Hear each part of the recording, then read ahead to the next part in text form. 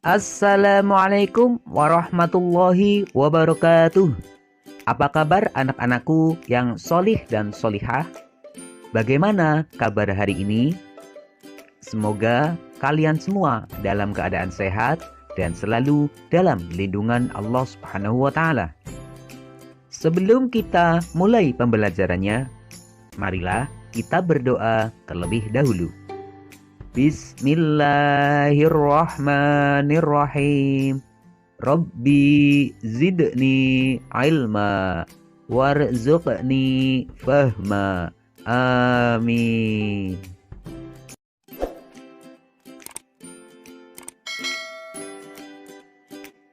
Anak-anak, dalam video pembelajaran kali ini kita akan membahas tentang kisah teladan Nabi Ilyas alaihissalam.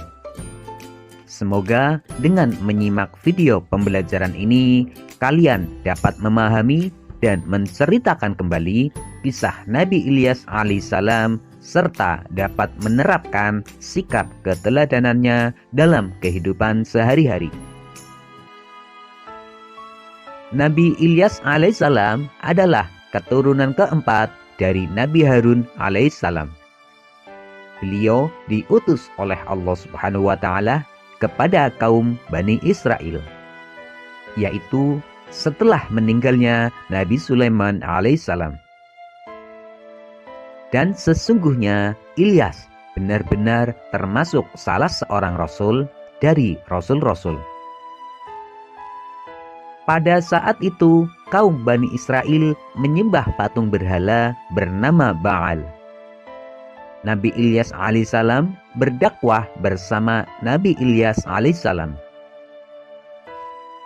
Nabi Ilyas alaihissalam berulang kali memperingatkan kaumnya. Namun mereka tetap durhaka, menentang, bahkan hendak membunuhnya. Agar selamat dari kejaran orang-orang kafir, Allah Subhanahu wa Ta'ala memerintahkan kepada Nabi Ilyas alaihissalam untuk bersembunyi di dalam gua selama 10 tahun. Karena kedurhakaan orang-orang kafir itulah Allah Subhanahu wa Ta'ala menurunkan musibah kekeringan. Di sana tidak pernah turun hujan selama 3 tahun. Akibatnya banyak tanaman dan binatang ternak yang mati, serta banyak pula penduduk yang mengalami kelaparan karena kekurangan makanan. Setelah musibah terjadi, mereka baru tersadar bahwa seruan Nabi Ilyas alaihissalam adalah benar.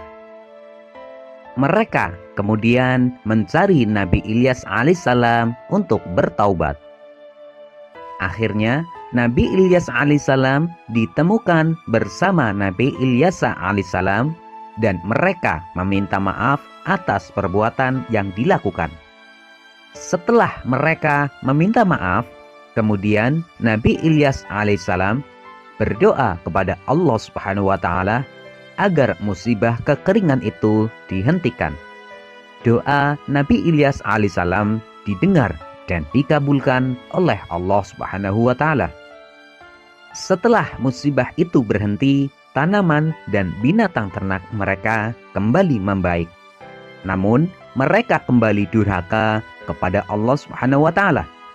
Akhirnya, kaum Nabi Ilyas alaihissalam kembali ditimpa musibah yang lebih berat daripada musibah sebelumnya, yaitu gempa bumi yang dahsyat, sehingga mereka mati bergelimpangan. Nabi Ilyas alaihissalam dan orang-orang beriman lainnya mereka selamat karena mereka telah pergi terlebih dahulu meninggalkan negeri itu sebelum musibah terjadi. Berdasarkan kisah Nabi Ilyas alaihissalam tersebut, keteladanan yang dapat kita ambil adalah kita harus senantiasa bersikap sabar dalam menghadapi segala cobaan.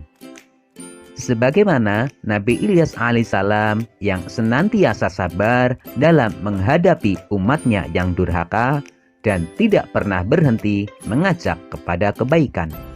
Kemudian kita harus senantiasa berdoa kepada Allah Subhanahu wa Ta'ala, karena Allah Subhanahu wa Ta'ala adalah tempat kita meminta. Sebagaimana Nabi Ilyas alaihissalam yang selalu berdoa untuk keselamatan umatnya. Yang terakhir, kita harus senantiasa taat kepada Allah Subhanahu wa Ta'ala, karena Allah Subhanahu wa Ta'ala akan menurunkan malapetaka atau siksaan atau musibah kepada orang yang durhaka.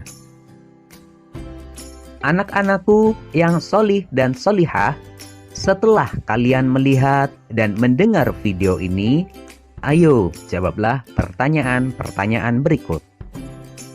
1. Nabi Ilyas alaihissalam adalah keturunan keempat Nabi. 2. Patung yang disembah Bani Israel bernama. 3. Nabi Ilyas alaihissalam bersembunyi di dalam gua selama. 4. Sebutkan 2 musibah yang menimpa kepada kaum Bani Israel. 5. Sebutkan 3 keteladanan dari kisah Nabi Ilyas alaihissalam. Demikianlah pembelajaran kita kali ini. Untuk materi pembelajaran selanjutnya, tunggu video berikutnya.